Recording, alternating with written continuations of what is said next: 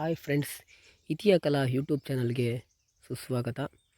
ನಾನಿವತ್ತು ನಿಮಗೆ ಧರ್ಮಸ್ಥಳ ದೇವಸ್ಥಾನಕ್ಕೆ ಬೇಕಾಗಿರುವ ಸಾಮಗ್ರಿಗಳು ಶೇಖರಣೆ ಮಾಡುವ ಜಮಾ ಉಗ್ರಾಣದ ಬಗ್ಗೆ ತಿಳಿಯಪಡಿಸ್ತಿದ್ದೀನಿ.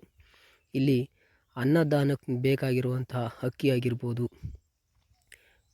ತರಕಾರಿ ಆಗಿರ್ಬೋದು, ಬೇಳೆಕಾಳಾಗಿರ್ಬೋದು, ಬ್ರಾಹ್ಮಣ ಛತ್ರ, ಜೈನ ಛತ್ರ, ವಸತಿ ಗೃಹಗಳಿಗೆ ದಿನನಿತ್ಯ ಬೇಕಾಗಿರುವಂತಹ ಎಲ್ಲ ಥರದ ಐಟಮ್ಗಳನ್ನು ಇಲ್ಲಿ ಸ್ಟೋರ್ ಮಾಡಿಡ್ತಾರೆ. ಇದು ಸುಮಾರು 175 ವರ್ಷಗಳಿಗಿಂತ ಹೆಚ್ಚಿನದಾಗಿ ಸಿಮೆಂಟನ್ನು ಬಳಸ್ದೇ ಕಟ್ಟಿರುವಂಥ ಕೊಠಡಿ.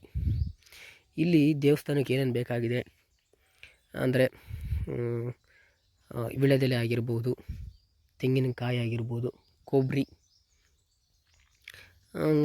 ಊಟದ ಛತ್ರಕ್ಕೆ ಬೇಕಾಗಿರುವಂಥ ಅಕ್ಕಿ ಆಗಿರ್ಬೋದು, ಎಣ್ಣೆ ಆಗಿರ್ಬೋದು, ಬೇಳೆಕಾಳಾಗಿರ್ಬೋದು,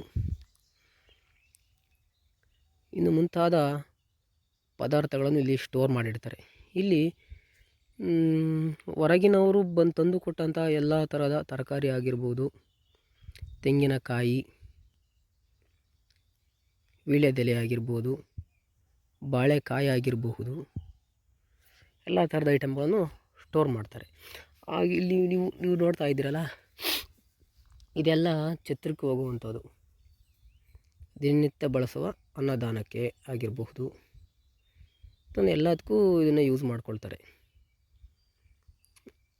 ಇಲ್ಲಿ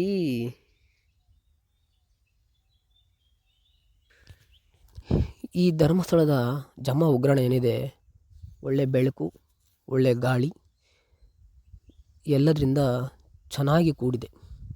ಇಲ್ಲಿ ಇಟ್ಟಂಥ ಆಹಾರ, ಯಾವುದೇ ಥರದ ಆಹಾರ ಆಗಲಿ, ತರಕಾರಿ ಆಗಲಿ, ಯಾವುದು ಕೆಡಲ್ಲ. ಅಷ್ಟು ಚೆನ್ನಾಗಿ ನೀಟಾಗಿ ಸ್ವಚ್ಛತೆಯಿಂದ ಇಲ್ಲಿನ ಸಿಬ್ಬಂದಿಗಳು ಕಾಪಾಡ್ಕೊಂಡ್ಬಂದಿದ್ದಾರೆ. ಇಲ್ಲಿಗೆ ಯಾವಾಗ ಬೇಕಾದರೂ ಭಕ್ತಾದಿಗಳು ಬಂದು ಇದನ್ನು ವೀಕ್ಷಿಸಬಹುದು.